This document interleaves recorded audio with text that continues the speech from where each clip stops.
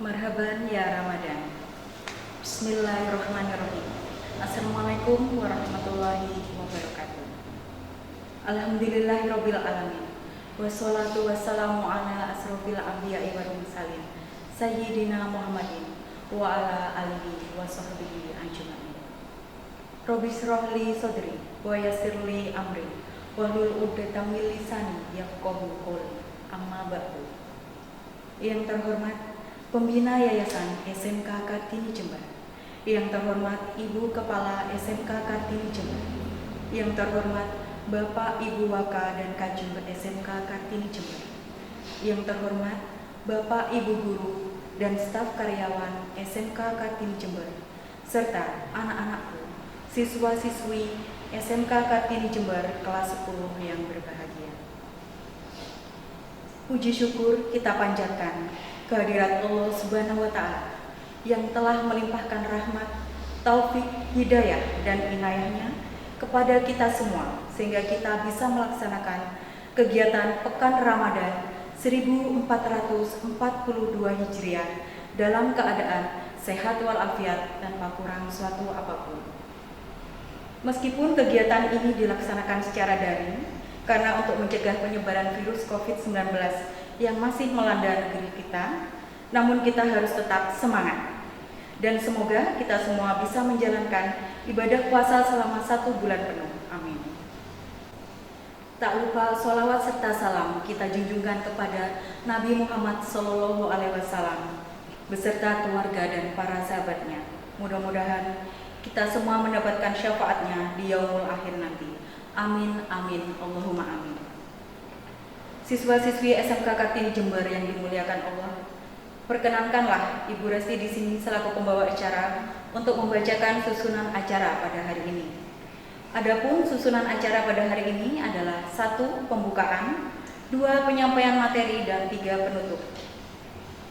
Siswa-siswi SMK Kartini yang dimuliakan Allah, marilah kita buka acara Pekan Ramadan 1442 Hijriah dengan bacaan basmalah bersama-sama. Bismillahirrahmanirrahim. Dilanjutkan acara yang kedua, yaitu penyampaian materi Pekan Ramadan 1442 Hijriah dengan tema Sejarah Islam oleh Ibu Eni Indah Sofiati SAG. Assalamualaikum warahmatullahi wabarakatuh. Alhamdulillahirabbil alamin wa bihi nasta'inu ala umurid dunya waddin. Wassalatu wassalamu ala asrofil mursalin wa ala alihi washabihi ajmain. Amma ba'd. Rasa syukur selalu terlimpahkan kehadiran Allah Azza wa Jalla dari rasa nikmat, hidayah, dan rahmatnya, sehingga kita selalu terlindungi dari nikmat iman dan nikmat Islam. Salawat dan salam tetap tercurahkan kepada junjungan kita Nabi Muhammad SAW. Beliaulah yang telah membawa umat Islam dari kegelapan menuju ke terang benderang, yaitu Adinul Islam. Muslimin dan muslimat yang selalu dilindungi oleh Allah, tarikh Islam adalah rentetan sejarah Islam, sejarah masa lalu yang berkaitan dengan para sahabat Nabi, para nabi, dan perjuangan umat Islam terdahulu. Dengan adanya tarikh Islam ini, kita tidak bisa melupakan sejarah Islam dan kita bisa mengambil hikmah di dalamnya. Salah satu peristiwa bersejarah yang tidak bisa dilupakan oleh umat Islam adalah Perang Uhud. Kenapa dikatakan Perang Uhud? Dikarenakan tempat terjadinya pertempuran berlokasi di Bukit Uhud yang memiliki ketinggian 1000 kaki dari permukaan tanah. Nah, di sini saya akan menceritakan tentang Perang Uhud dan kita bisa mencari dan menemukan hikmah apa yang ada di dalam Perang Uhud ini. Perang Uhud ini adalah perang yang kedua yang terjadi antara kaum muslimin di Madinah dengan kaum kafir Quraisy. Perang Uhud ini berlangsung pada tahun ketiga, bulan Syawal, tahun ketiga di Hijriah atau tahun 625 Masehi. Kaum muslimin ini dipimpin langsung oleh Rasulullah SAW, sedangkan kaum kafir dipimpin oleh Abu Sufyan. Latar belakang terjadinya Perang Uhud ini adalah faktor dari kekalahan kaum kafir Quraisy dalam perang Badar yang terjadi pada tahun kedua Hijriah atau tahun 624 Masehi. Nah, sang pemimpin Abu Sufyan ini merasa ingin membalas dendam atas kekalahannya pada perang Badar. Kaum kafir Quraisy benar-benar mempersiapkan strategi dan taktik yang sudah benar-benar direncanakan. Supaya apa? Supaya kaum muslimin mengalami kekalahan. Dan kaum Quraisy bisa membayar kekalahannya itu pada saat perang Badar. Dalam perang Uhud ini, kaum kafir Quraisy membawa lebih dari 3.000 pasukan. Bayangkan, mereka terdiri dari 200 pasukan berkuda dan 700 pasukan kendaraan unta, dan sisanya adalah pasukan berjalan serta pasukan pemanah. Sementara kaum muslimin hanya membawa 1.000, kurang lebih 1.000 pasukan yang berasal dari Madinah. 3.000 lebih pasukan kaum kafir Quraisy dengan kaum muslimin yang hanya 1.000 pasukan. Dalam perjalanan menuju Uhud, Abdullah bin Ubay berkhianat kepada kaum muslimin. Ia keluar dari pasukan kaum muslimin dengan membawa 300 pasukan muslim. Nah, alhasil dari 1.000 pasukan berkuranglah menjadi 700 pasukan. Bagaimana tidak sedih Nabi Muhammad? Bagaimana tidak bersedih Rasulullah dan kaum muslimin? Karena ada pasukan yang berkhianat. Tetapi Rasulullah tidak menampakkan kesedihan itu dan tetap berpesan kepada kaum muslimin. Mereka tetap fokus dan tidak perlu memikirkan masalah pengkhianatan tersebut. Nah, perang Uhud ini berlangsung kurang lebih 7 hari. Awalnya kaum muslimin ini mampu membuat kafir Quraisy mundur dan tersudut. Kaum muslimin ini merasa sudah menuju kemenangan. Ternyata kemunduran kaum kafir Quraisy, mundurnya kaum kafir Quraisy adalah hanya taktik dan strategi tipu muslihat mereka untuk menipu kaum muslimin biar mengalami kekalahan.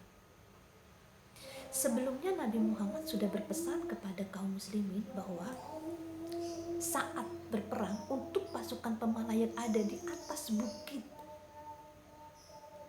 supaya tidak pernah meninggalkan tempat, dan jangan sampai pasukan pemanah turun dari bukit menuju ke bawah meninggalkan tempat pemanahan. Karena apa? Jika mereka salah sedikit saja meninggalkan tempat, akan terjadi kesalahan yang fatal. Nah, tipu muslihat yang dilakukan kafir Quraisy yaitu pasukan kafir Quraisy berpura-pura mundur dan tersudut melarikan diri dengan meninggalkan harta benda dan peralatan perang di tempat terjadinya perang tadi. Apa yang terjadi? Pasukan pemanah yang di atas bukit yang sudah diberi perintah oleh Nabi Muhammad, diberi pesan Nabi Muhammad untuk tidak meninggalkan tempat sedikit pun, mereka tergiur melihat harta dan melihat peralatan perang yang ditinggalkan oleh kafir Quraisy. Turunlah mereka ke bawah bukit untuk berebut mengambil harta benda dan peralatan perang yang ditinggalkan oleh kafir Quraisy. Disitulah akhirnya taktik kaum kafir Quraisy langsung mendadak menyerbu pasukan yang sibuk dengan berebut harta benda.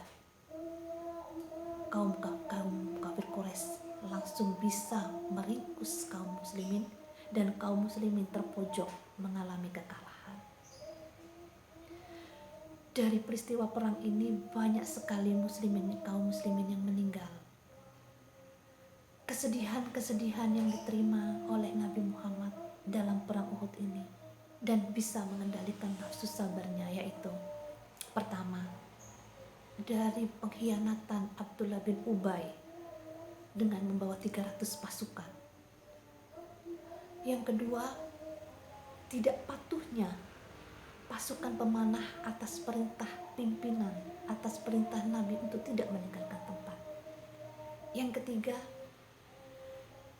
bersedihnya Nabi Muhammad atas meninggalnya pamannya yang bernama Hamzah, yang mana beliau selalu mendampingi Nabi saat berperang. Yang keempat adalah kekalahan kaum muslimin, yang diminta untuk kaum kafir Quraisy bahwa muslimin harus mengumumkan kekalahannya dengan kafir Quraisy.